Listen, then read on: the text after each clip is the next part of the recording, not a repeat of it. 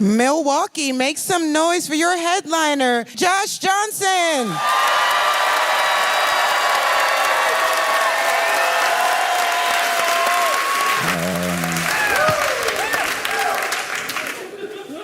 Been very excited.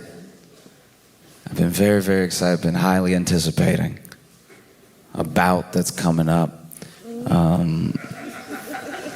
Mike Tyson versus Jake Paul. Some of you may have not known that this was going to happen, but in case you didn't, Mike Tyson is going to box Jake Paul, and I'm excited more for the spectacle than the actual fight. I don't know what's going to happen in the fight exactly, but it is one of the wildest encounters of two people punching each other that you could have ever imagined. Mike Tyson versus Jake Paul, a star, a bona fide star globally of the 80s, fighting one of the most popular influencers that the modern era has to offer. And it just feels like somehow the 80s are fighting the 20s. Do you know what I mean? Like, Mike Tyson versus Jake Paul feels like Sylvester Stallone versus Liam Hemsworth. It's like, you're just kind of like, what? How are they even close enough in age to have anything to argue about? This is crazy. If you don't know Mike Tyson, I know that some people are too young to have like really watched him fight. I'm too young to have like remembered those fights live. Some of them I wasn't even around for, but I watched the tape and it's devastating. Mike Tyson is one of the most bona fide terrifying people. You know what I mean? Some of the things that Mike Tyson would just say, I'd be like, oh, to even think it, you must be willing to do it. Do you know, like there was a press conference one time where Mike Tyson was sitting there and he's like, this thing, I don't think these guys understand. I'm not here to just box. I'm not here to fight or anything. I'm trying to take their health.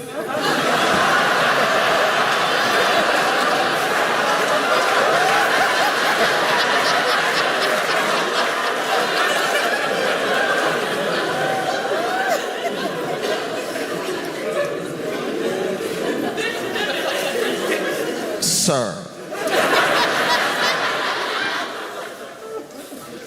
The question was, what has your preparation been for this match?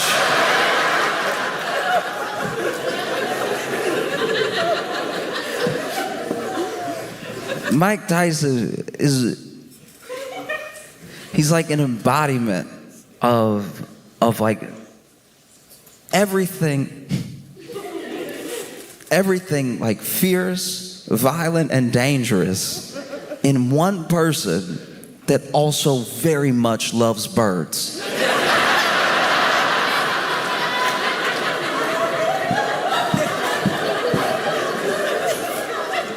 And what's wild about Mike Tyson is that from the time that he was young, right, to present, he had taken a genuine, not only interest, but maybe an obsession with the way that the world works, understanding oneself and understanding the world and how who you are applies to the world, right? So he said some of the most fascinating things around Alexander the Great, around conquerors, around kings, around how to win a mental battle as well as like a physical one, how war works. He has such an understanding of the world. And then he says other things. Other things that are so scary that you're like, sir, just shoot me. Don't want to have to deal with this, you know? And a lot of it bleeds together because it's not my time, right? I'm not like from that era, but you watch these old compilations of press conferences and interviews and post-fight interviews with Mike Tyson, I was scared for the reporter. Because you have a man who's been training to basically kill a man with his fists, even if it took him 12 rounds, and it took half of one. So by the time you interview him, he's still got a lot of energy.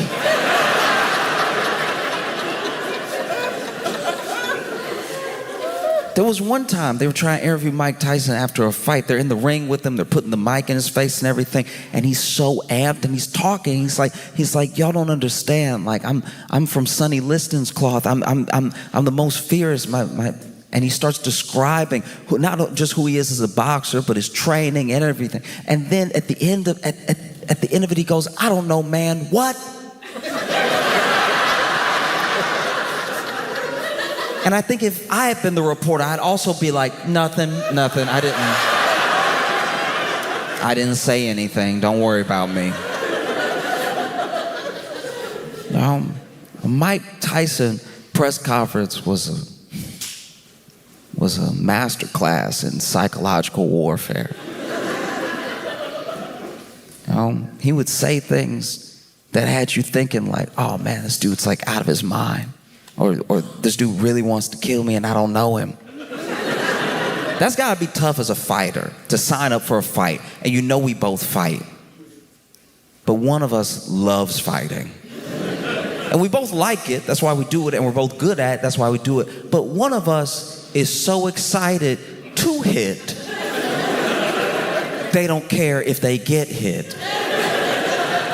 It's a very different person. Do you know what I mean? Even when you're mad, even when you're angry, and you're like, that's it, let's fight. You're trying to get the aggression out, and you want to hurt the other person. And yeah, maybe you're willing to take a few punches, but you aren't in a fight loving getting hit just so you can give a hit. It takes a different type of person, and Mike is a different type of person. You know? When you look at where Mike Tyson comes from, it's astounding that he made it to where he was. You know, Mike Tyson comes from Brooklyn, was in Bed-Stuy, and then at a young age moves to Bronzeville, and it's devastating because it's not the Brooklyn that you know now. You know what I mean? Like there were no cupcake shops. It was Brooklyn in a way that was, let's say the property would be cheap, all right? Like if you were trying to buy, all right? Devastating conditions. And he talks about how there was just, you couldn't even go to the bathroom inside sometimes where they were staying and stuff. And all that stuff can make a hardened person. Because he didn't just have to live in certain conditions. He had conditions waiting for him when he got outside. He talked about it. He had to fight. He had to fight all the time. He had to be ready to be tough all the time. People will test you all the time, right? He talked about his first fight. Because like I said, Mike Tyson loves birds.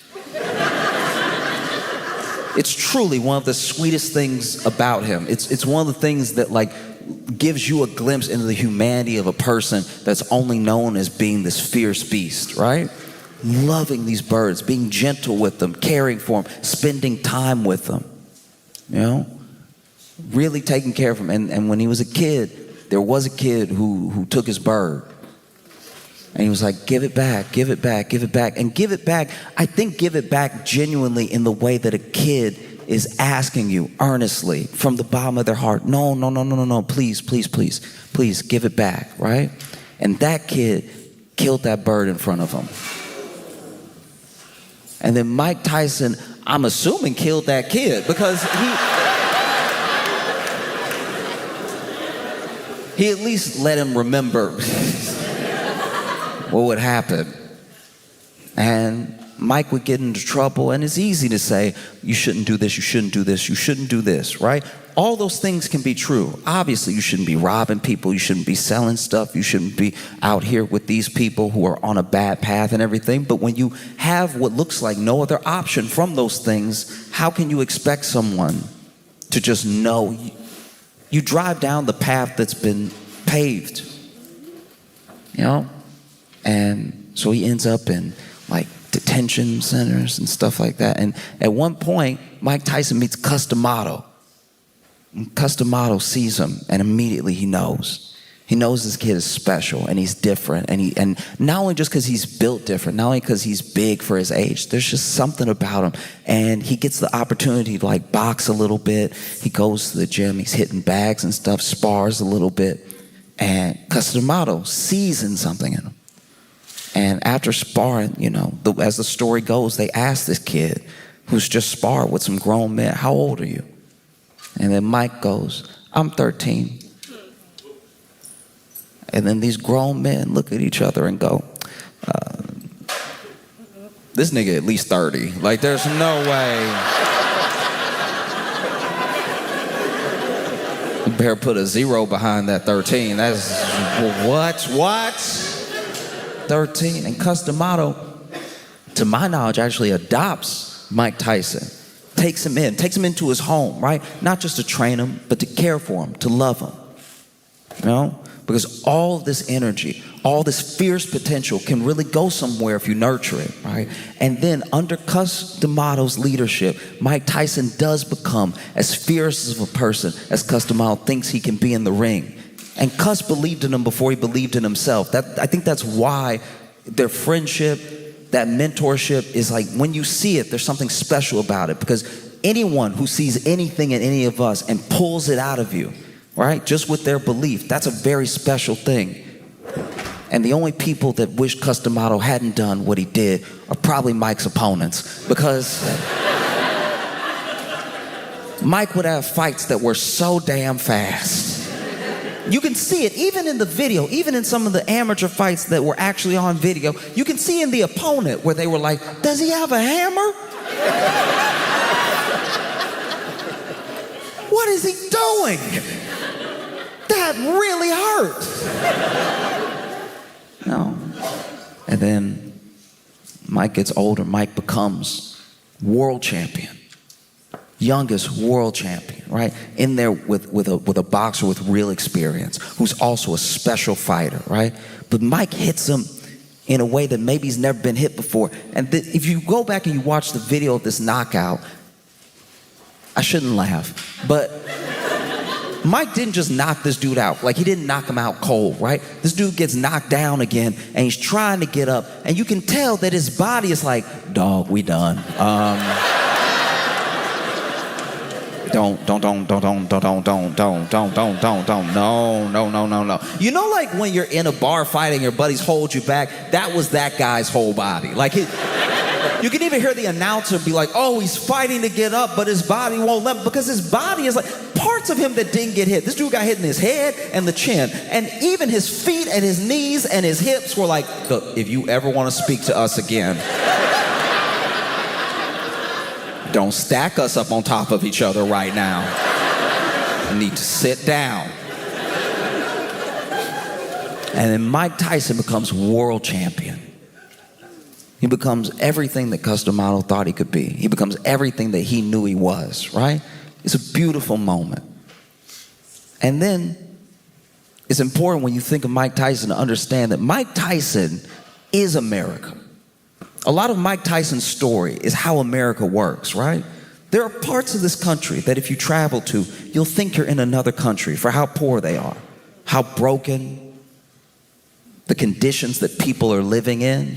You know, it looks like the developing world in some parts of America, and we don't like to talk about it. We especially don't like to take care of those people because it means we have to really look at ourselves to do it. But there are people that come out of those conditions that build themselves up into something that no one else could have imagined based on where they started, right? Mike Tyson is just like America. Mike Tyson is fierce, fearsome, you know, incredibly violent. People in other countries look at America the way that we look at Mike Tyson. Genuinely, if you travel, and I mean really travel, I'm not talking about just go to the tourist spots and the places that are popular to go. If you really travel and you know world history and you go to a place and you ask them about America, right? A country that we've attacked before, you know? They look at us like we have a tattoo on our face.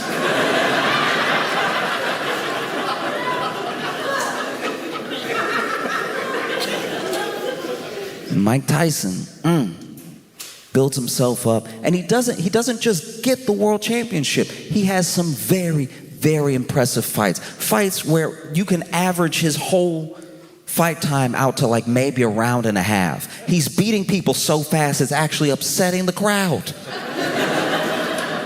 I know people who paid a lot of money to go to a Mike Tyson fight and went in the bathroom at the wrong time. Sit there the whole fight card holding it, and then you're like, oh, he's only walking out, I got a second. And then from the bathroom you hear, oh. You're like, oh no. I mean, then Mike goes down a downward spiral. He loses Customato. He loses this person that was a mentor, that was a friend, you know? And he tries to find his way, but he's still very young. People forget how young he was when he was Mike, when he was Iron Mike, and he was fearless and he was undefeated, and starts, getting lost in it. And he'll tell you that. He's talked about that. He got lost, right? Goes to jail at one point. Like, this dude is on a dark path, And even, this is attributed to Mike Tyson. I don't know if he actually said it like this, but he was like, I was a baby. And you gave me millions of dollars to punch people in the face. And you didn't think this was going to go off the rails somehow? Like, you didn't think that this was a bad idea, maybe? No. That's who's fighting. This guy who's relentless, So much fear. Imagine you're in the ring with Mike Tyson and he won't stop staring. Just the face-off, just watching the face-off, you would see it in his eyes. He's like, I would very much like to hurt someone today. And legally, it's you.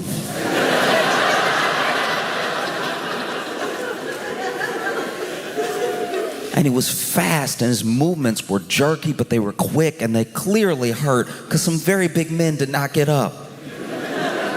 He would hit people so hard sometimes that you'd be like, I think that guy's dead. And then he'd twitch, you'd be like, he's all right. That's who's fighting.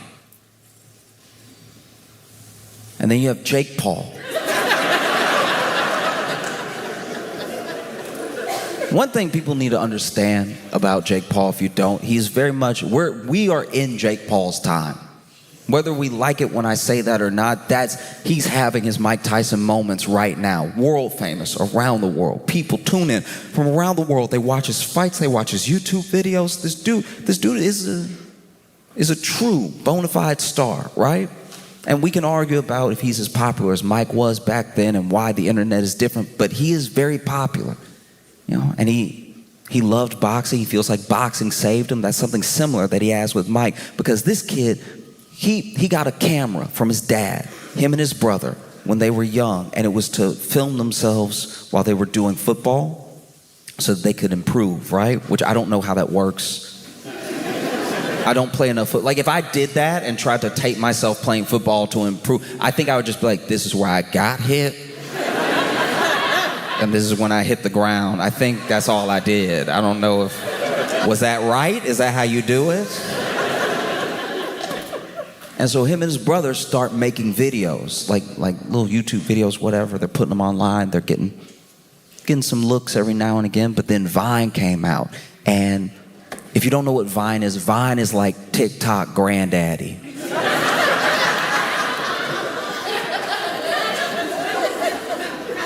And they start making Vines, and they get very popular almost overnight. They are huge on Vine. Everybody thinks they're funny, and they love to follow them. They want to know what they're doing next. They're getting all this money, endorsements, everything. At one point, Jake Paul is on the Disney Channel. I don't really know what he was doing, but it was quick. And then they start posting on YouTube and they start getting millions of subscribers on YouTube. These kids are bona fide popular and they understand something that maybe the rest of us just don't, and that's why they are where they are. They understand internet culture, they understand marketing and business, they understand the way that the world is turning, right? And it's the age of the influencer, right? And a lot of people want to be influencers, some people don't want to be. You can accidentally become famous, and that's a terrifying thing. You become famous in a way that you really didn't mean to, you know? You're just living your life. But somebody puts a cell phone on you, or you don't know you're in someone's shot, and you trip weird, and you go, and now you're, like that's who you are as a guy. And then people see you in the world, and they're like, hey, we love you, dude, we love, that's our favorite. Man, keep killing it, dog, keep killing it. But before you know it, just one thing, just one meme, just one moment catapults you to this level of fame that no person can be prepared for. Whether you're Mike Tyson in the 80s or you're Jake Paul now, people don't understand that like fame that you weren't even trying to get can mess with your mind, right? And so Jake Paul was on a dark path as well. He was probably headed for a bad place, and then he started boxing and he loved it. And boxing to a degree saved him. And so he's out here boxing, you know? And at first he starts fighting like YouTubers, like fellow YouTubers, because that garners attention. Because sometimes you see two people who don't like each other and you're like, man, it would be kind of funny if they fought. And this is the thing about us. We as people love a fight. Whether we like to admit that about ourselves or not, we love a fight. I've been walking down the street and seeing kids on the park sinking threes from far away, Steph Curry level, right? And I'm like impressed, and I maybe watch him do two more, and then I'm like, he's getting it in. He'll be fine. But if I see a fight in the park, I stop. Because I'm wondering, you know? But no, we're in this age where I think people sometimes want to be famous more than they want to do something. You know, and that's where you get some of these things, some of these imitators of Jake Paul, of Logan Paul and stuff like that. There was a kid whose story, like, it blew my mind. Basically, there was this kid doing these pranks, and they were like barely pranks. It was just being obnoxious. It was just being like horrible to people and messing with people to try to get a reaction out of them. Because not only are we the new like influencers, everyone, all of us, all the time, it could happen to any one of us, but because of how people become influencers, because of how people get popular, they are our paparazzi now. You're just living your life, but now you're in someone's video and they're trying to make you act a certain way. That's not what we signed up for, you know? You should at least be rich to have that happen.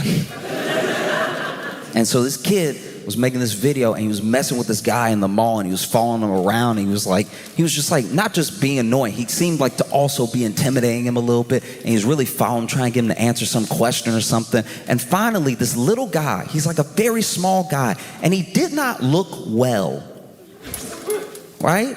He finally goes, stop,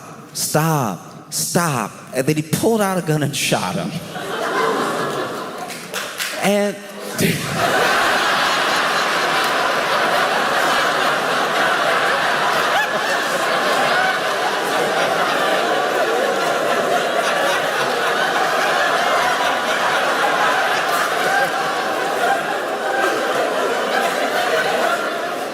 I am praying that's not him.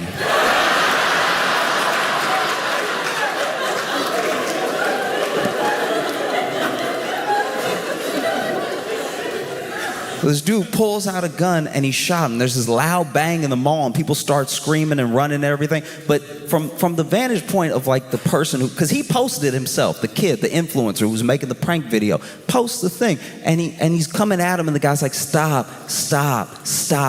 bang. And then as soon as you hear the bang, this kid, the prankster goes, oh!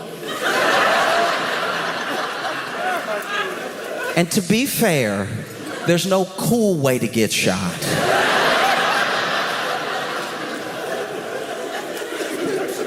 But he goes, oh! And he hits the ground. And that guy walks off, and obviously he gets arrested and everything. They explain the situation. I believe he got released. And then this kid goes to the hospital. He's fine, right? He's fine. He got shot in the side, and he's fine. But when they ask him about it, they ask him how he feels about the fact that this thing happened. Like, is it change how he's going to make content? He got more followers from it happening because it got on the news, and people wanted to see the kid that got shot, and they wanted to see the other stuff that he did. So he did get more popular, right? And they wondered how he felt towards the gunman. This guy shot you, and you were being annoying, but did you deserve to be shot, right? And then this kid sitting in his hospital bed. His dad, by the way, is furious. His dad is like, there are people saying my son deserved to be shot. My son's just a kid, right? And this kid sitting in his hospital bed, when he's asked these questions, goes, it is what it is, dog. Like,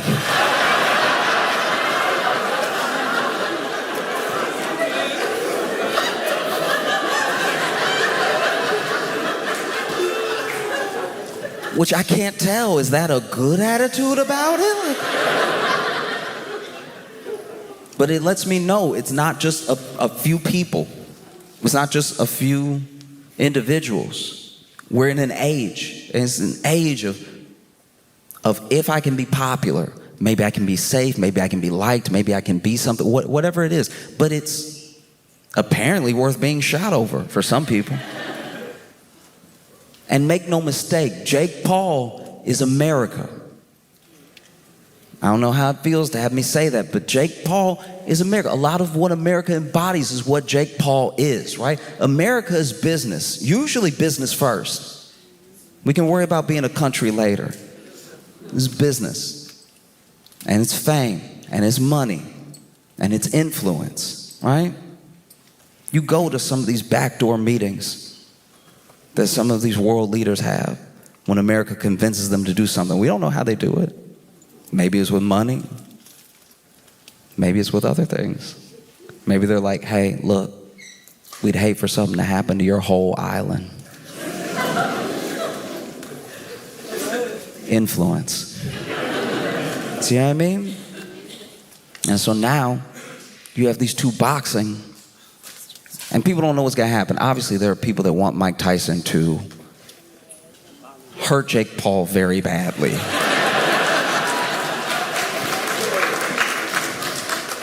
And then there are people who just want to see a fight. They just want to see what it would look like. You know what I mean? They just want to see what it would look like if, like, that guy from The Breakfast Club fought Timothy Chalamet. Like, just... They just want to see two generations go at it.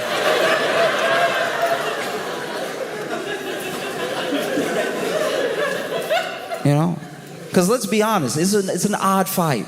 You know, Jake Paul has fought former MMA fighters. He's fought former NBA players. He's fought YouTubers. He's fought one established boxer, maybe two pro boxers that I know of, right? Because I don't know his entire record. But he said that the thing that made him do this, the thing that made him push for it and create it, was he did some ayahuasca. And when he did the ayahuasca, he said he saw himself fighting Mike Tyson. And if I'm being honest, taking ayahuasca and seeing yourself fighting Mike Tyson sounds like something Mike Tyson would say doing ayahuasca. Like, I could more clearly see Mike Tyson doing ayahuasca, and he's like, I saw myself fighting Jake Paul. I don't know, man. I had to think to myself, you know, if I did ayahuasca and I saw myself fighting Mike Tyson, I'd probably have to sit back and be like, maybe heroin's the answer. Like, I don't know. This ayahuasca is not it for me. No, thank you. You know? And so, as soon as he had that vision, though, he put it into motion. And that's the marketer, that's the businessman, that's the promoter in Jake Paul. He saw this thing and he had to create it. That's also America, by the way. You go to other countries and you're like, oh, I have this big dream of doing this thing. A lot of countries are set in their ways, right? America is properly crazy. We'll let you do anything, fundamentally. And so now they have a press conference. They're together, and Jake Paul's very good at being the heel, you know what I mean? But it's hard to be the heel when you're fighting Mike Tyson. Like, people might be booing you, but he's saying truly upsetting things. Mike Tyson was in a press conference one time, and he was like, look, all I want is for his kids to be watching us fight and see me beat them so bad that they're like, Daddy, no.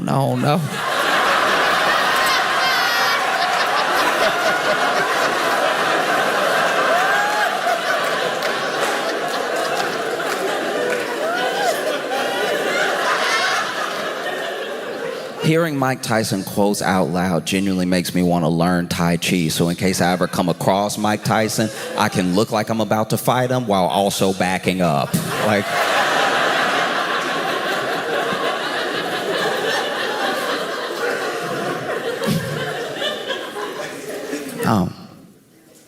and some people think that the fight's just a spectacle. Some people think it's a real fight. There are kids who think Jake Paul's got to beat Mike Tyson, right? Jake Paul's a great boxer. Let's see it happen. I'm so excited to see Jake Paul whoop this guy. There really are both sides to this thing. And it's going to be on Netflix, which who knows if that's a mistake. Do you know what I mean? Who knows if they fight and then one of them dies and we're just sitting there like, so...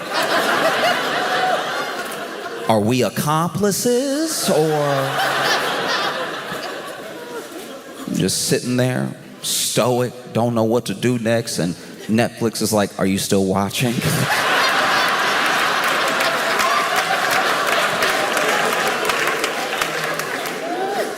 Not now, man. You know? And it's a gamble as well. It's a gamble. Is one of the biggest gambles we've seen, because Mike Tyson is, to some degree, putting his legacy on the line. He's one of the most fierce fighters that's ever lived. People talk about Ali and Tyson. When they talk about boxing, they don't really know anything about it. You know those names. And then Jake Paul's putting something on the line, too. It's like, I had this idea, I had this dream of fighting Mike Tyson, and maybe I'm just out of my mind and I'm going to be hurt very badly. And Netflix is putting something on the line because it's like, will people watch? Will someone die?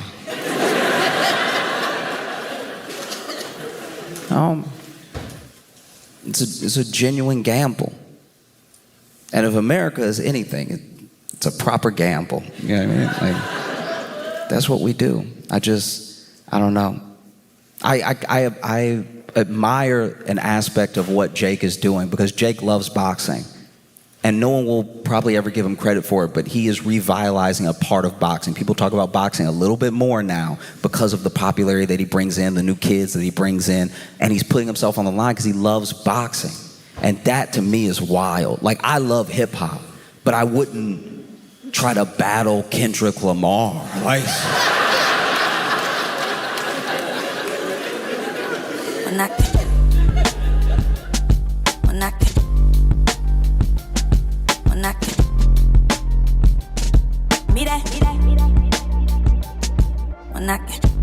York, Pennsylvania, please make it loud for Josh Johnson!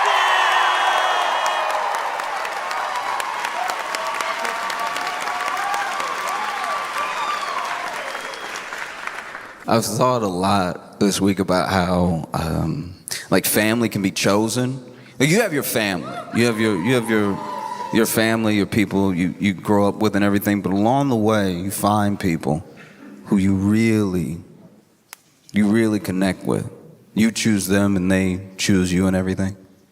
Because the family that you're born into, I'm not saying there isn't massive value in making everything work with your family that you possibly can. I'm just saying that, like, sometimes look, they're your first crack at, like, relationships. Do you know what I mean? Like with most people, especially with the big family, if you line them up together, you'd be like, all right, If y'all didn't already know each other, I'm not sure you'd be hanging out.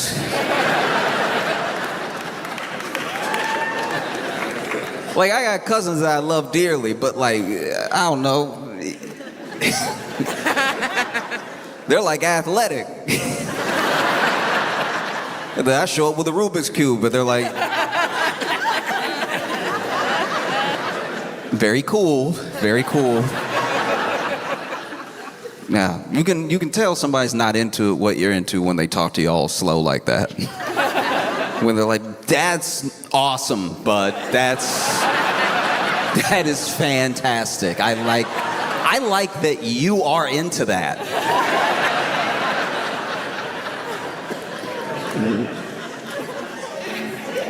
Wow. Oh, I've been hit with wows in my life. Sometimes you get someone that even if you weren't related, if y'all had met, you would have linked up perfect, like understand each other. That real bond, right? And you have the benefit of actually being family, so you get even more time with this person. Like I look at, tell you about Nikki. Nikki was a kid back down south, very big kid, but not like big, just tall. I say big, but I mean tall. He was too tall. He was too tall of a person. It was too much. It was like cartoonishly tall. He was that type of tall where everybody asked him if he played basketball. You know that? You know that type of like, I mean, you're just so, do you just love playing basketball? As if it's a requirement to stay that tall. That you gotta start putting in hoop time if you're gonna stay this tall. It's such a funny question. I've never been asked if I play basketball for my height. It's just such a funny question because I can imagine what's going through the mind of a tall person when they're getting that question because it's such a thirsty question from a short person. They're like, do you play? I mean, you must. Like, you have to. Like, you need this. I need this. I need you to play. Why can't just do it? I feel like that desperation is because you know that they could touch it. It's like you could touch the rim so easy. You have to touch it for both of us. You have to play. I don't know what the rim feels like. Just please play. I need this. But Nikki was Nikki was tall, but he was as tall as he was clumsy. He was that type of person you would ask to grab something from the top shelf for you, and then as he's grabbing it, you know, he's got the hype, but he didn't have the grip. So he really just knocks something down off onto your head. You about to thank him too. You looking up. Thank you so much.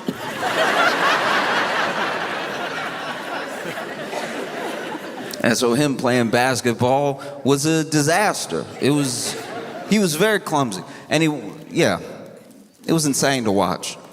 Like, I give him a little bit of grace because, like, when he would dribble, the ball did take too long to get back. Like, that's not all his fault. When I dribble, I'm right here. It's a frequent visitor, right? But when he would dribble, it'd just take forever to come back up, and by then he had already run away. Like, he could do that thing, though. He could do that thing where he could palm the ball. That was wild to watch. Just watch him grab the ball and hold it up like, look like a magic trick of being tall. And he was always getting, like, truly just, like, smoked on the court. Like, even his handles were terrible. You know, he tried to put it through his leg. It would hit his elbow on the other side. Never knew how much pressure to apply to the dribble. So instead of being over here, one, he's over here watching it fly away. And there was one day, I don't know what got into him, but there was one day he was making a drive for that net. You know, he wanted to guess, show off for somebody. And so he's running down the court, clearly traveling. There's no way he was ever going to. And he's over here with, got both hands on the ball, got the elbow out when people get close, the weapons. And then this dude jumps for a dunk. He goes to dunk, and on top of being uncoordinated, on top of being a true waste of height, this young man has no strength in his ankles or calves. So when he jumps for the dunk and he flies forward, there's someone guarding him. And I think even that guy thought he was gonna fly over. Cause look, he didn't do a simple jump up, efficient dunk. He fully leg spread NBA logo.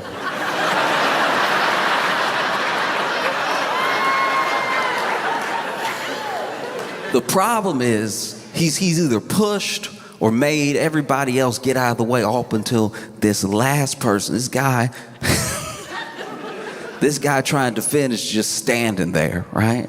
And because he got no air, because he jumped the height of his own shins,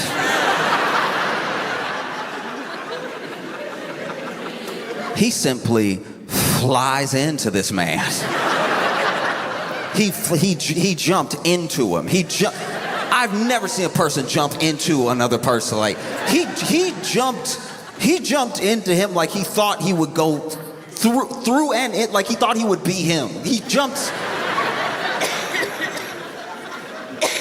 This guy's got his arms out and he jumped into him like it was the end of a war. Like they were finally reunited. This man, holding the ball in the air, just jumps forward, flies into this dude, and never in the history of street ball, I don't think anyone's ever seen anything happen like this. This man probably expected Nicky to fly over him, but when he just sort of kept coming forward at the height, basically the height he was already at, but with his legs spread.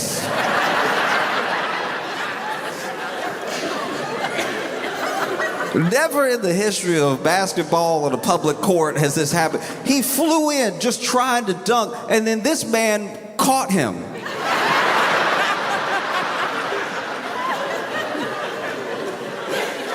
I need to show you then. He caught him.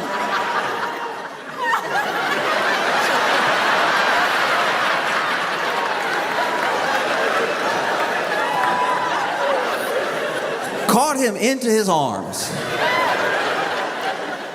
Didn't fall backwards or anything, just straight up caught him because Nicky started jumping too far away, so he didn't have the momentum to knock somebody down. And then Nicky, this fool, still dunked.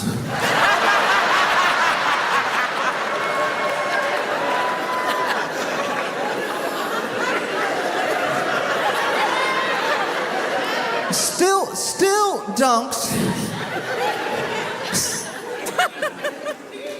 And then had the nerve to let go of the rim, putting all his weight back into this man's arms. Craziest part about it, he was still talking trash the whole time.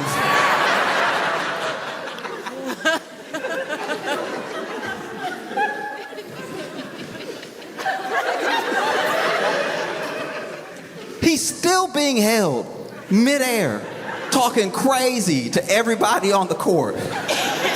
This man is up here. That's right, this is my house. Y'all get out the kitchen because I'm cooking right now. Can't nobody touch me. Sir, someone is touching you right now.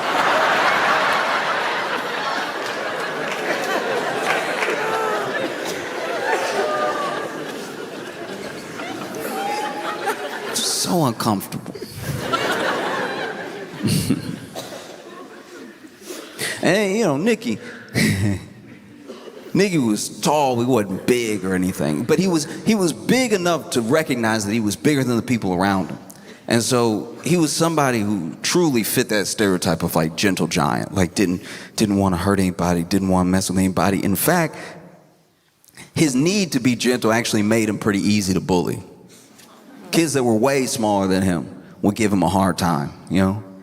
And there was, I'm sure, a bit of a fear taken up for himself because, you know, he didn't know what could happen.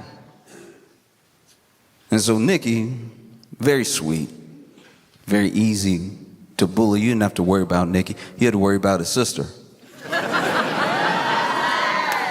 His sister, first of all, his sister, not tall at all. Nikki got all the height in the family. But his sister would see somebody messing with Nikki, and she would come out of nowhere. Truly nowhere. There was this one time that this kid was pushing Nikki around, right? And then finally, Nikki had enough, and he pushed this other kid back, right? But then that kid, you know, when somebody's bigger than you, you figure they can take whatever. This kid runs back up, pushes him down as hard as he can. Nikki falls to the ground. We don't know where his sister came from. We don't know where she just came running. I need to be clear how we didn't know where she came from because she didn't go to the same school.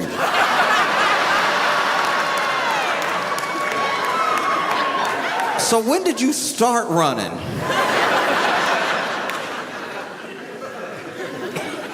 Running. Then jumps in the air. We all give credit for that Sparta kick to the movie 300. But I had seen it years before. She got a running start, it jumped up in the air, and then foot first walked up this kid. Remember the movie Crouching Tiger, Hidden Dragon, where they just sort of kick, and they never came down?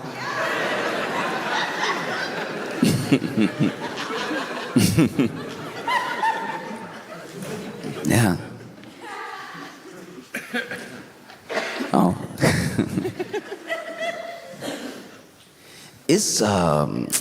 It is tough when you move out on your own for the first time and you're broke, but you're also young. Like I had the benefit of being young and broke, so I didn't even realize how broke I was. I wasn't even aware it could not be like this.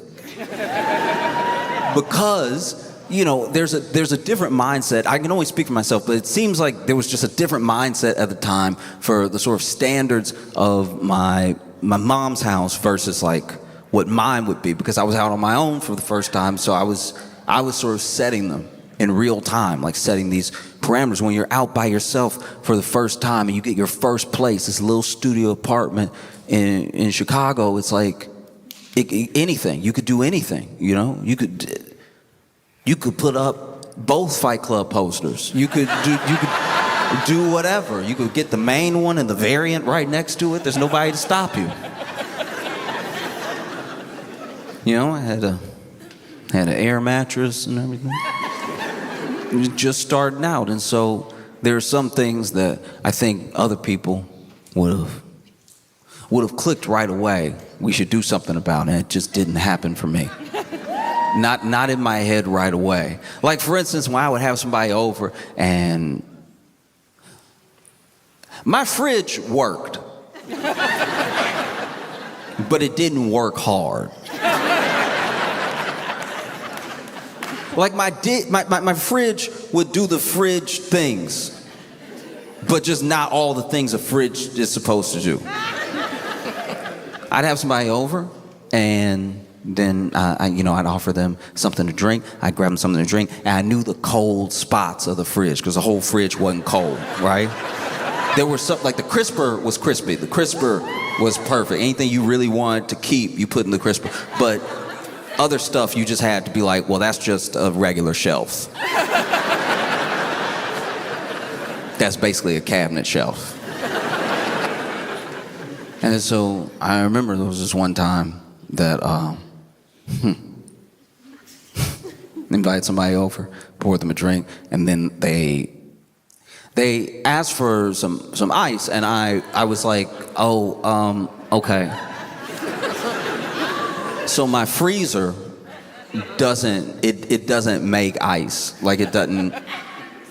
And what I meant was like my freezer didn't get cold. Like my freezer was actually hot. Like I don't know what coil was switched, but the top was hot. A regular fridge was fridge, but this over here was basically a microwave.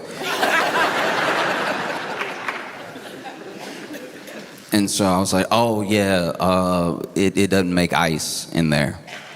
And and they were like, oh, okay, well just, do you have an ice tray? Let's just pour some water. Well, I don't mind waiting. And I was like, oh, you thought I meant I didn't have an ice maker. Okay, so what I'm saying is that like it won't exist in there. Like it's too hot. Like that's why I don't have anything but bread in there, because it's very warm.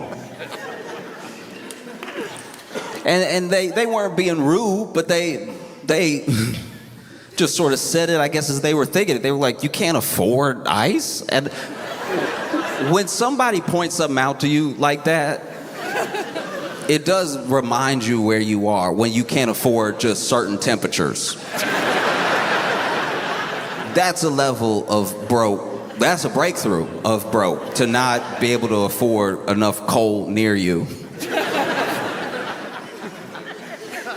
And so when you're in a situation like that, just like when I was on my own and was sort of getting my bearings around being out in the world and what things I needed to fix first, because I still need a bed. I finally got a bed. And when I got that bed, okay, first of all, got the bed off Craigslist, so don't.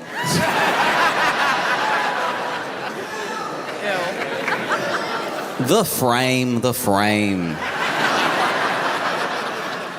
I say whole bed as if it's a whole bed because, you know, if you just got a mattress on the floor, that's a mattress on the floor. You can't call that a bed. So I got my bed frame off Craigslist and then, you know, bought a mattress and everything. That took some saving. For a little while, the air mattress was on the bed frame. Because if you did look too fast, it looked regular.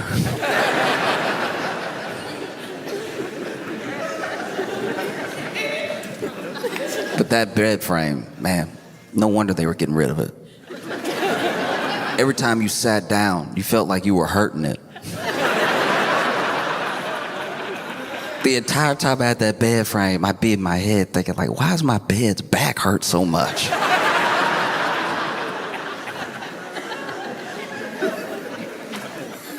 And every creak is just, it just sounds like you don't have your life together. You sit down after a long day of work and you hear,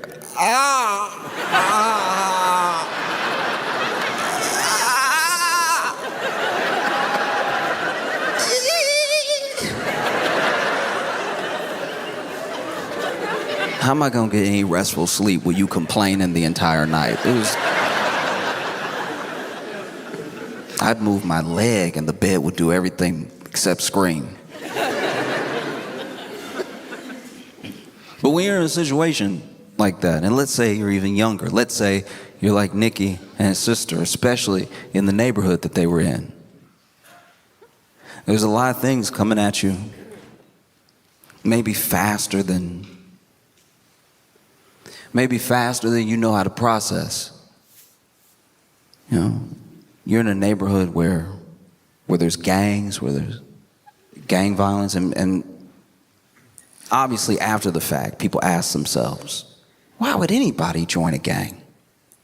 You know, why would anybody get involved? And it's a question that's more important to ask before anything happens. You know, after these decisions have been made, it's very easy to just be flippant about it. Why would anybody Maybe this is somebody who's been beat up their entire life. The only time they don't get beat up is when they're with these people. For better or for worse, you know. Maybe these people aren't the best to have around, but at least I'm somewhat safe. It's a different type of danger hanging out with them. There's a present danger I know by being alone. You know? Maybe there's some sense of, this is the only way I'm going to be able to make some money. These guys already know a way. These guys always have money on them. You know, there's a false perception that maybe this is the way. You know, they put a gun in your hand. I'm sure you feel powerful. They tell you run the block. I'm sure you feel powerful.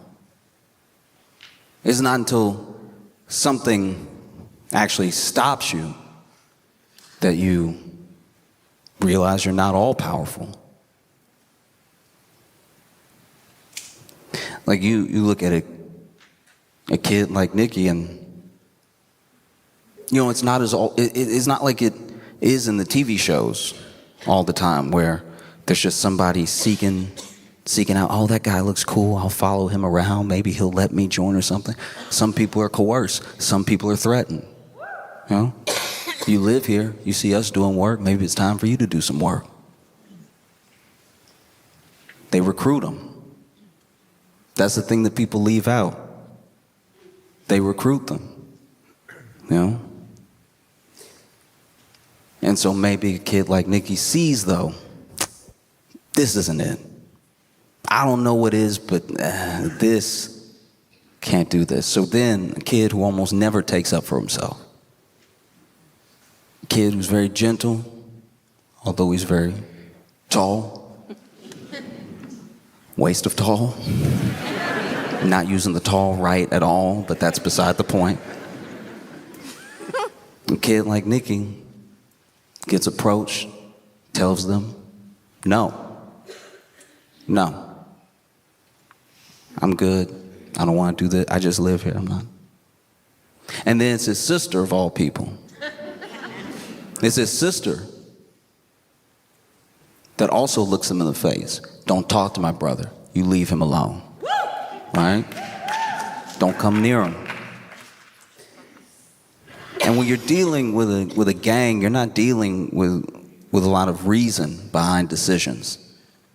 But this kid who's known for being soft, telling you no like that to your face, and his sister backing him right up every time she sees you all around him, that won't do. You tell them no even after they start messing with you. And then it's someone like your sister that takes up for you. It's someone like your sister that tells them to their face, not as big as you, not as scary. You leave my brother alone.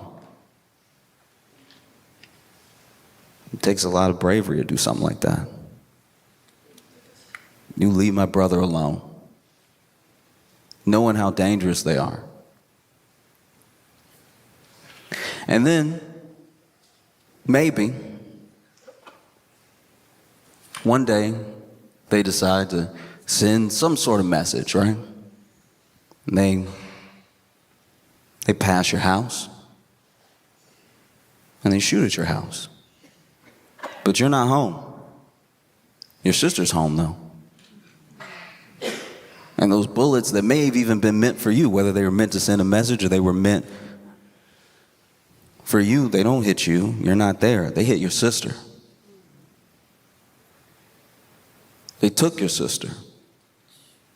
Do you see how a gang works? They'll take everything that they can as long as you let them. They'll do whatever they like as long as they feel like nobody can stop them. Amen. You know?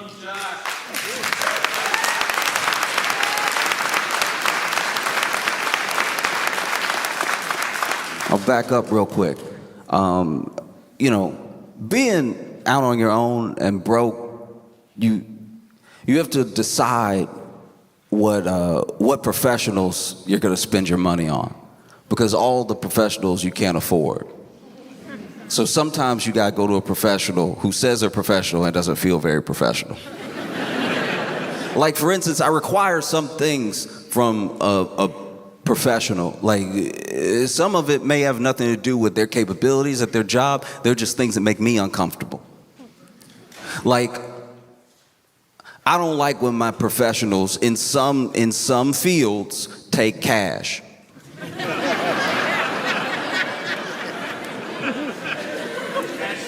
That makes me nervous. If you go to the doctor and you get done and they don't ask you about insurance or anything, they're like, all right, it's gonna be $250, so you can do 10s and 5s. I could break 100 if you need change. Some things you just want to have taken care of ahead of time so you can just enjoy the experience of being in the presence of a professional. I don't want my pilot to take cash.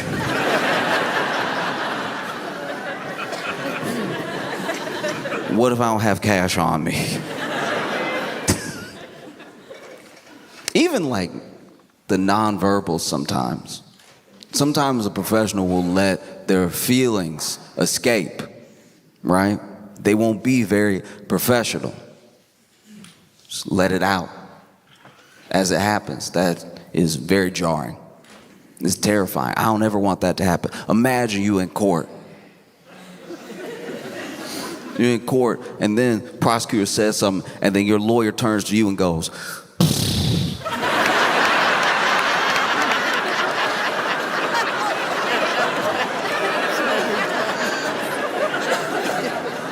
"What's wrong with you? Everybody heard that. You couldn't keep that in?"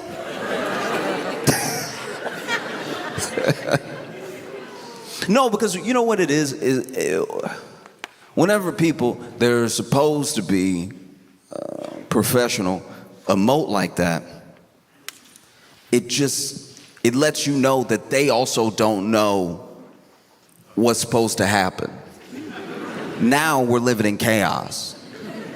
GIB, if the people who are supposed to know don't know, if the people who are supposed to act some sort of way don't know how to act that way, now we're in chaos.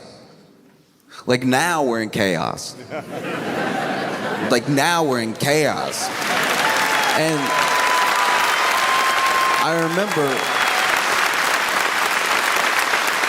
one of the earlier times I felt like this was with my dad. I was in the car with my dad, and we got a flat tire. And he went to the trunk, grabbed the spare, changed the tire, and then the car wouldn't start.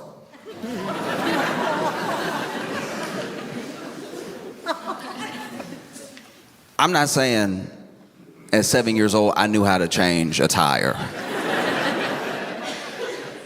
I was just confused why, after changing this tire, the car as a whole gave up. The car that was running before, and then you changed the tire. Here's the thing, I'm not a mechanic, not an engineer, but I look at tires like shoes. And if somebody's shoe fell off or wore down to the point they need another shoe, and then you gave them that shoe, and then they were like, "Oh, I don't walk anymore."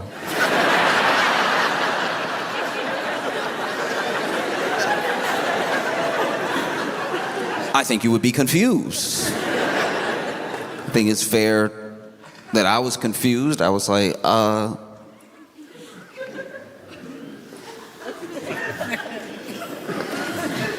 all the wheels good. Maybe try it again. He's over here. Nothing. You know. So then he had to go into a store, find a phone, because this is, I'm like a 90s baby. I didn't have a cell phone for a long time. My dad didn't have a cell phone for a while. He had to go into a store and ask to use their phone to make a very embarrassing phone call. To call whoever he called to be like, "Yeah, I changed the tire."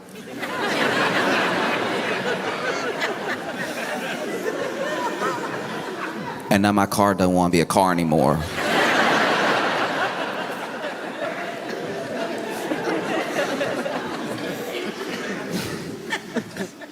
And I remember I asked him, like, what are we gonna do, Dad? And in a moment of honesty, because to be fair, your parents are your parents. They're not professionals. They should be allowed to be human, you know? But I asked him, what are you gonna do, Dad? And he was like, I don't know, son. And I know I was little, but even looking back, I had too strong of a reaction. I was like, you don't know!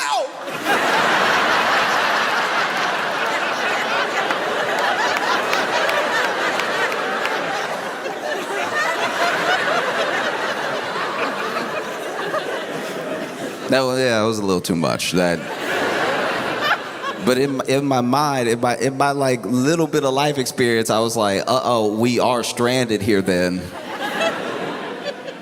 What do you mean you don't know? And then someone came and they gave my dad a jump. Now, this is the first one I had ever seen. And once again, me being a kid, I didn't say it out loud, but in my head, I was like, that's not gonna work.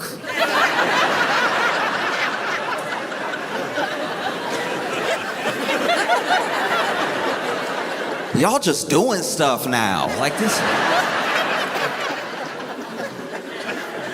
Oh, you're gonna put the wire in the wire and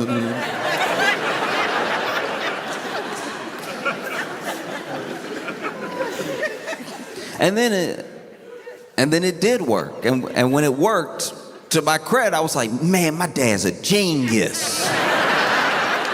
Who would even thought? You just wire up to another car and it'll be a car again.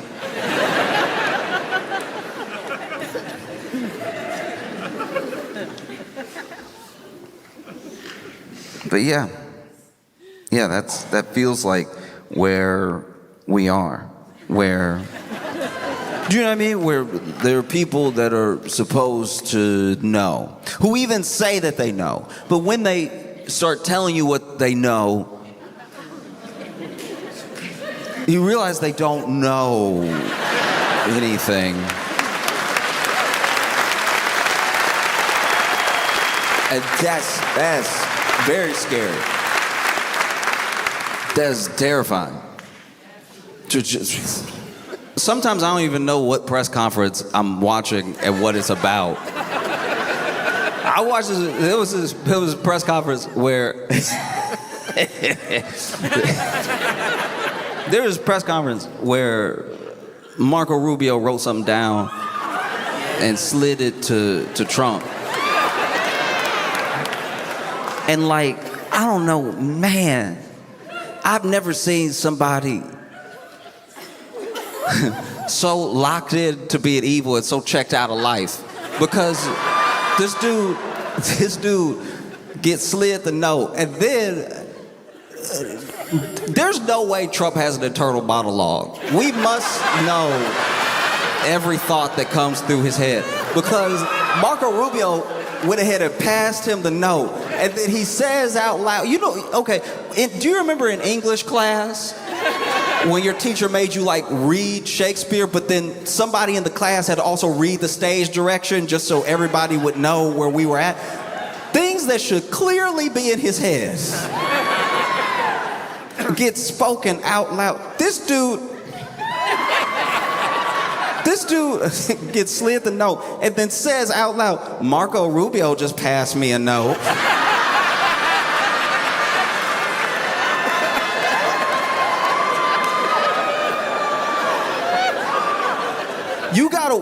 You gotta watch the video from the specific angle I'm talking about, because it exists. I saw it when it happened, but the other angle that's like centered on Trump doesn't do it justice. There's an angle that's like to the right of Trump, there's a camera, and you see where Trump says Marco Rubio just passed me a note, you see Marco Rubio go,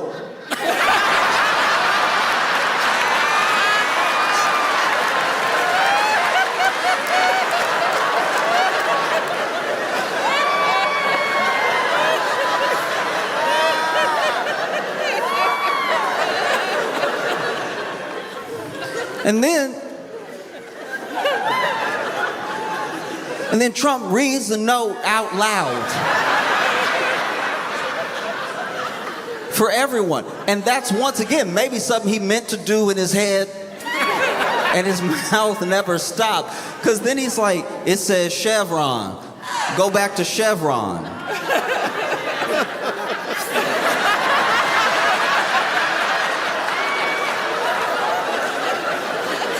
He read the note out loud at a press conference, I'm assuming, where they're talking about oil, and doesn't seem to know what this note means. Go back to go back to Chevron. All right. I'm surprised he didn't just keep talking. Like, go back to Chevron. Oh, I've never worked there.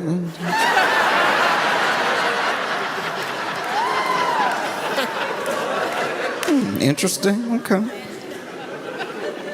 Like, he so clearly did everything that should have been in his head. I'm surprised this man didn't grab the note. Marco Rubio just passed me a note, bend arm. It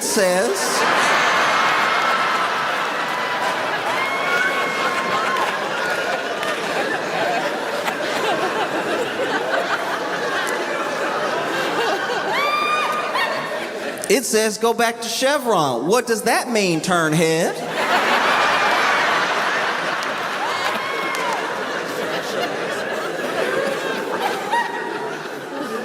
And look, I don't even know if this is the same press conference because this is a different clip. There was a point where I don't know if Trump was talking or somebody else was talking or if he was being asked a question, but he just got up from the table and looked out the door.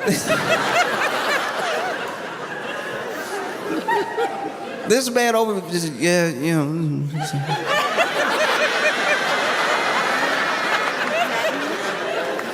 Wow. That's gonna be the entrance to the ballroom.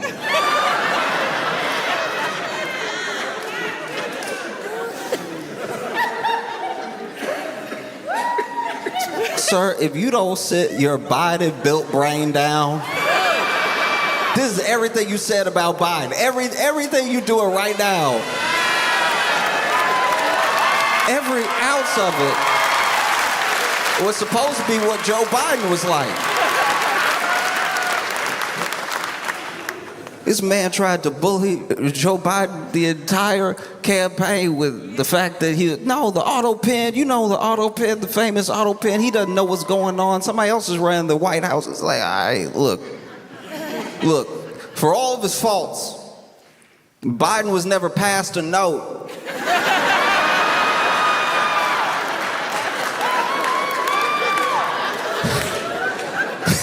He was never passed a note. It was like, Vice President Harris just passed me a note.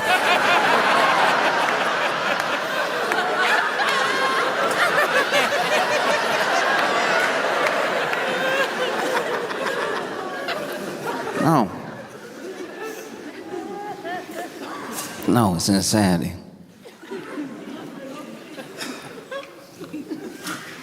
No, it's so wild. Especially because we're how it all just feels especially insane that how this dementia is affecting all of us.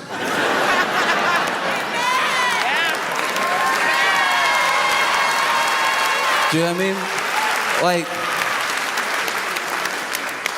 Like I've had people in my life that I love dearly have dementia, and it affected the family, not the country. Not, you know what I mean? Like it, if your great uncle starts grabbing the remote control for the TV and pressing buttons and putting it to his ear That doesn't affect Greenland.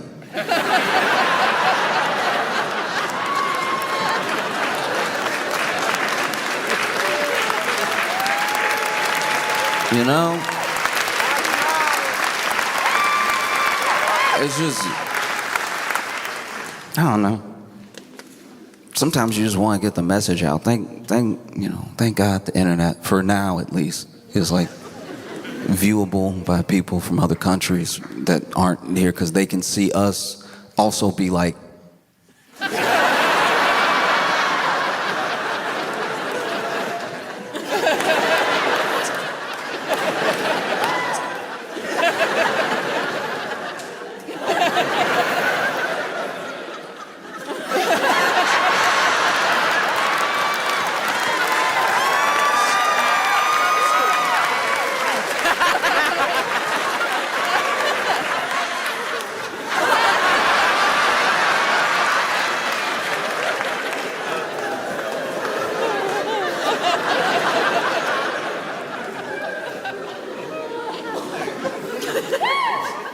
no, every day we wake up, and if you have a smartphone, you probably have your notifications on. Which is not, it's maybe wait. The stuff will be there eventually. You shouldn't wake up to the news. Give yourself a minute.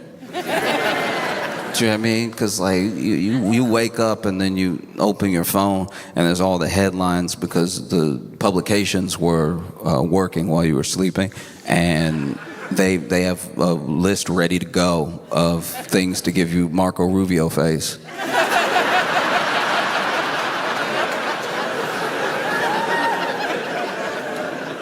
There's a big flaw we have now in that the news by headline is like in your phone. It just hits your phone like that. You gotta turn your notifications off sometimes just for the sake of your mind, because I was checking the time.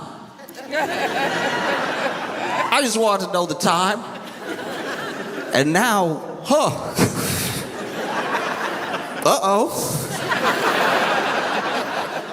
Well, oh no, I was gonna travel. Looks like we're not friends with anybody anymore. It's devastating. You know? And then you see things like you see what happened in Minneapolis. Yeah. You see everything that happened, and it is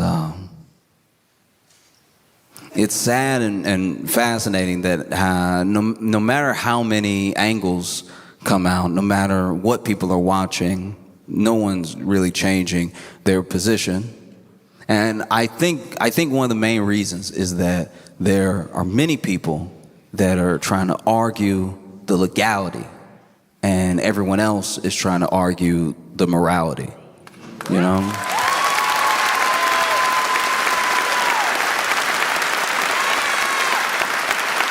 We're not speaking the same language about these things, which is one of the main reasons we're not getting anywhere. And I think that, look, if your entire moral compass is based on what the laws are currently at the time, I think that's a very weak compass, because all of the good that has ever come to this country and to people in general was through change. It was through adjustment. It was through figuring out what met the moment the best, you know? There's no, to me at least, there's very little good in just saying, well, that is the way it is. No. It's like, that's not enough. Every benefit to your life, every single benefit to your life came through some sort of change. The powers that be weren't just waking up one day and then thinking, oh, well, we probably should do a little better. Sadly, that's not how that sort of like arc of justice bends. It usually bends with pressure, you know?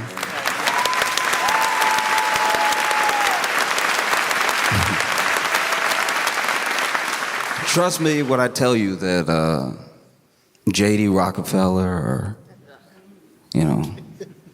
Carnegie, any of these robber barons, they weren't laid up at night figuring out how to start a union.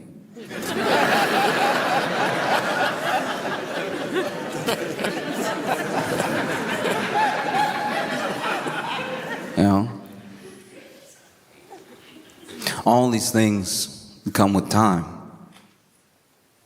You can make whatever legal argument you want to make. That is not what people are not arguing for some sort of like Section 3, Article 5 of some. They saw the video.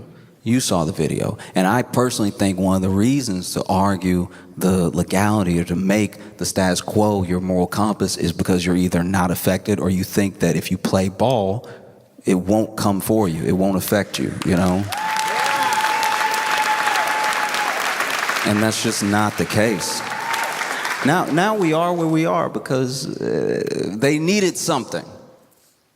They passed this bill that is going to really devastate a lot of people. Yes. You know what I mean? They passed it a while ago and they're hoping you don't remember. In fact, they're looking for something. They need something new. It can't be the old stuff because they said they fixed all the old stuff, right? So they need something new. They passed this bill that lets AI companies off the hook, that rolls back a bunch of environmental protections, that slashes your health care, and they need something new, which is why they landed on Somali daycare fraud. No, you know Somali daycare fraud, the most lucrative fraud of all time. It is the fraud that... It's honestly the fraud that the world turns on the axis of. It is the most prevalent fraud that has ever existed. If only Walter White had known about Somali daycare fraud,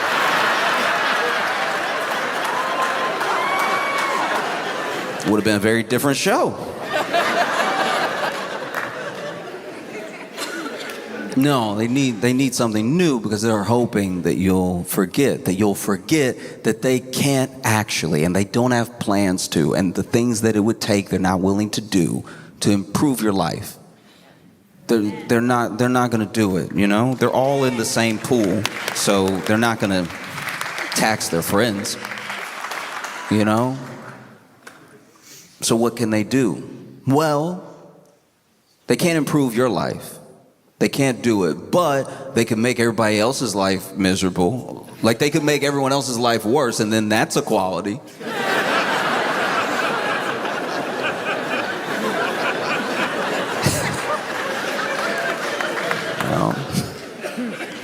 Yeah. It's like when you're it's like when you're dating somebody that sucks, and then they are like, yeah, but other people suck too. You'll sit them down and tell them everything that you feel like they are doing wrong in the relationship, and they're like, everybody does that though. Like if it's not me, it's just gonna be somebody else forgetting your birthday. That's gonna happen.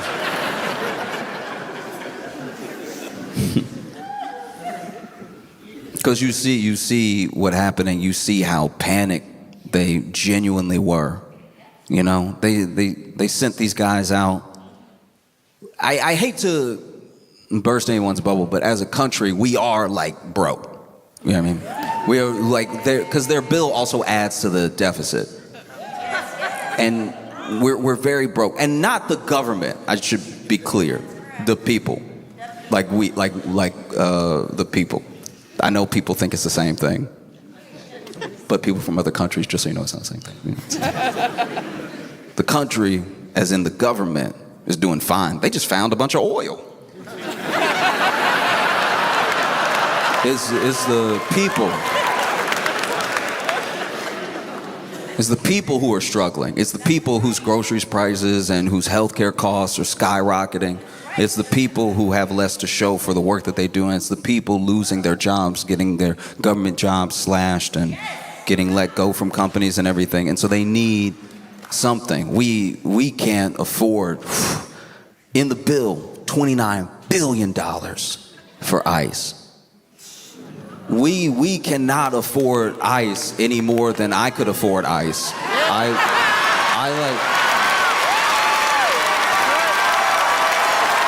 I can't believe $29 billion. I mean, but this is my thing, I guess, is that you watch something like what's happening in Minneapolis, because it's not just one instance, it's not just one thing, you know? Because the same day that Renee Good lost her life, a high school in Minneapolis was pretty much just attacked by ICE, like pepper spray. They pepper sprayed kids, you know? You look at what happened in Chicago. They pulled kids out. They pulled all these people out of this building. It was just a show of force. It doesn't look like there were really any convictions out of that. It was pure harassment, you know? People talk about comply. People talk about what is legal, but really think about what's moral, you know? I'll tell you right now, if you just sort of go with the flow, you go with the status quo, you just simply comply over and over again, you know, nothing really changes. Not a single thing. Because once again, the people who have everything don't really think about breaking you off a piece. That's just not how it works, you know? They weren't up at night figuring out, oh, you know, maybe a minimum wage would be good. You know? I'll tell you right now, if all you do is comply, if all you do is hope that things change or get better, but you go along with everything as it stands, it doesn't happen.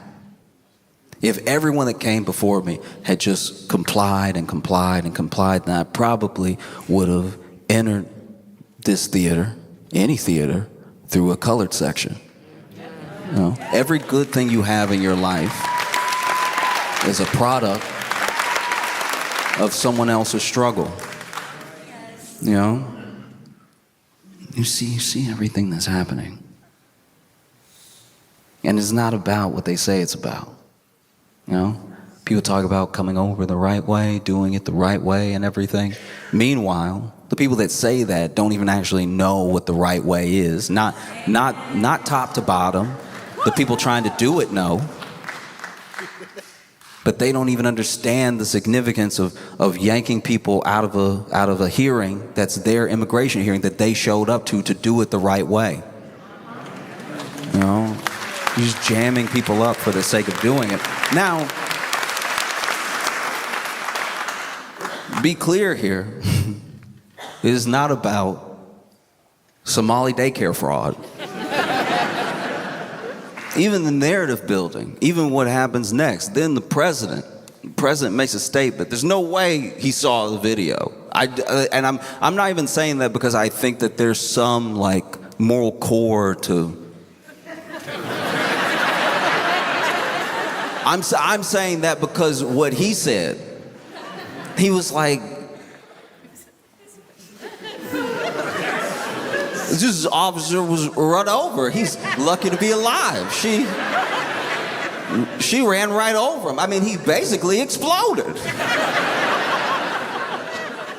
And he had the wherewithal to put himself back together again. Reconstitute his body. Amazing stuff. No, you see how they paint this person immediately. You know, they need their narrative more than anything, because if the narrative falls apart, then everything is exposed. And if it's all exposed, you start to blame who's worth blaming. It's never been more important to know all of your rights, to know all of them. And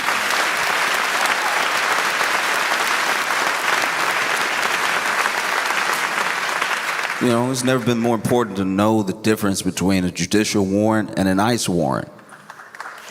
Like, a judicial warrant is something signed by a judge, and the judge signs it, and it means they can come in. Because the judge wrote that we need to go get you. And a lot of times when they have a judicial warrant, they don't even knock.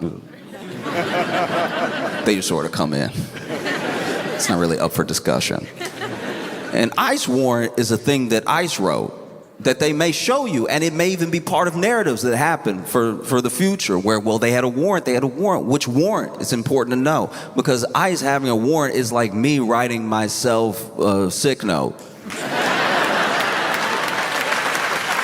You know what I mean? I've done it many times. I've had to write my own doctor's note many times. And every time I gotta write my own doctor's note, the story, I do too much. The story's like unbelievable. Like usually a doctor's note is like 2 sentences because doctors don't even want to do it, but sometimes employers or schools require it. But then I would be doing, oh man, I'd be doing too much. I'd be like, oh, what a brave boy.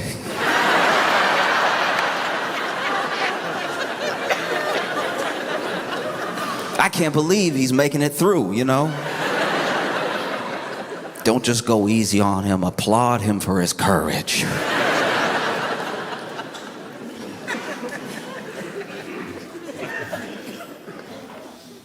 It's very important that you understand what's happening and what could happen next as a result of it. So often, our lawmakers and even some of us with the best of intentions address things as they happen. We don't cut them off ahead of time.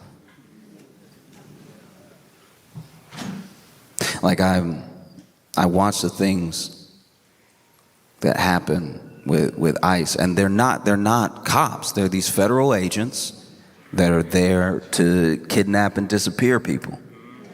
That is the point.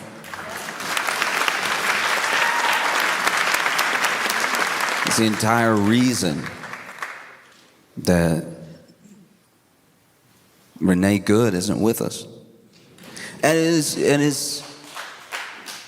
is more than fitting that these people, that this administration would be the enemy of good. Like,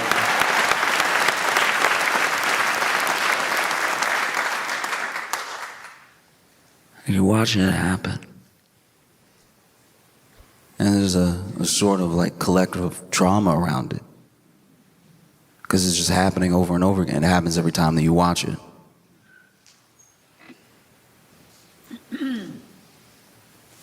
And I don't know, it reminds me that it's important to choose as much family as you can.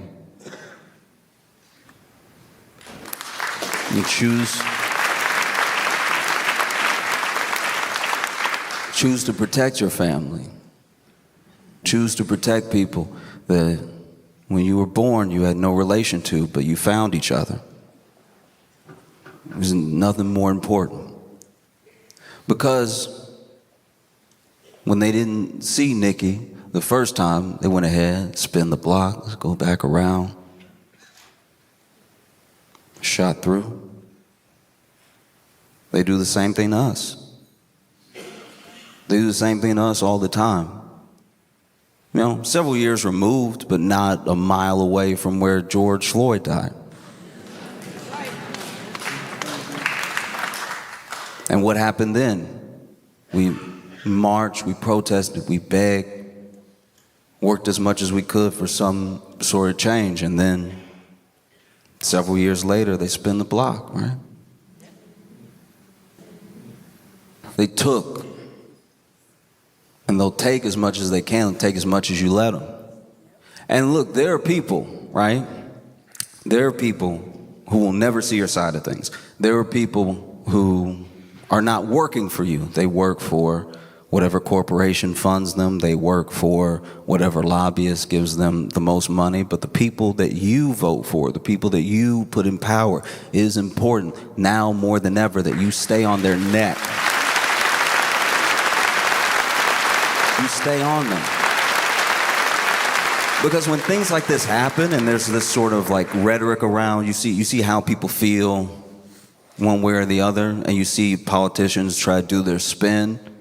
Obviously, there's a way that we expect everybody to fall, but it's important to remember that usually ICE funding is bipartisan. So you only control the people that you vote for, but you got to stay on them. You never let up. Being a public official should be a headache.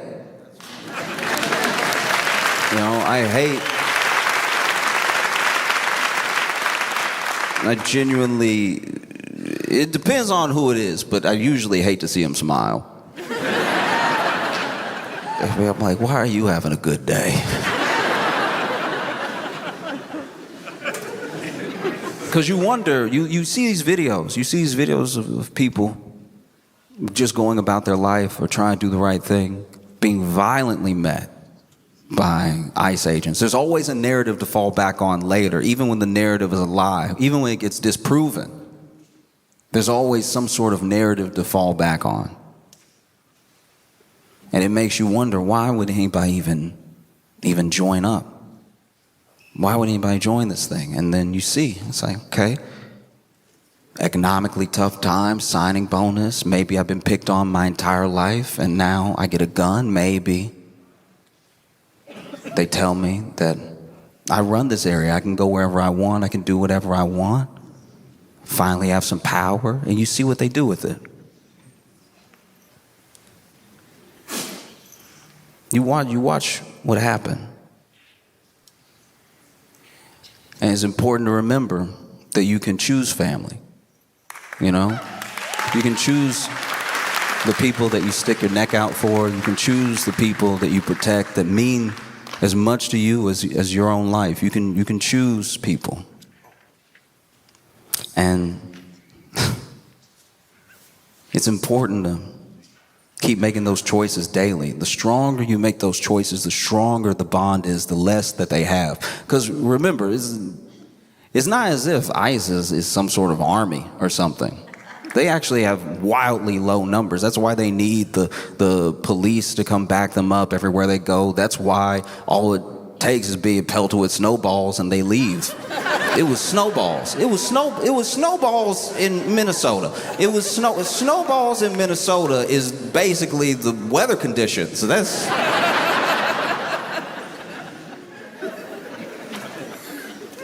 And so when you watch what happens, it's important that we as people take it upon ourselves as best as we can. As much as we can sacrifice, because everybody can't take on the same amount of burden. I understand that, but as much as you can do, you do it and you make a better world.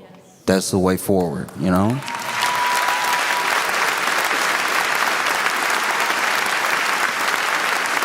This was not the first ICE-related shooting. This was not the first ICE-related death. And it's not just gonna go away. I think about those kids that are left behind now and how it's important that they be chosen as family to take them in. Because you watch that video, you watch everything that happened. You can watch people litigate all they want. But once again, you're talking about people who are arguing for the legality versus people who are arguing the morality, you know? They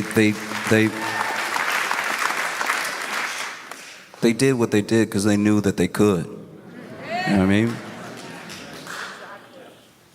And it's important that people left behind, like that child, those children, they become our responsibility. Because make no mistake, they took our sister. Do you see how a gang works?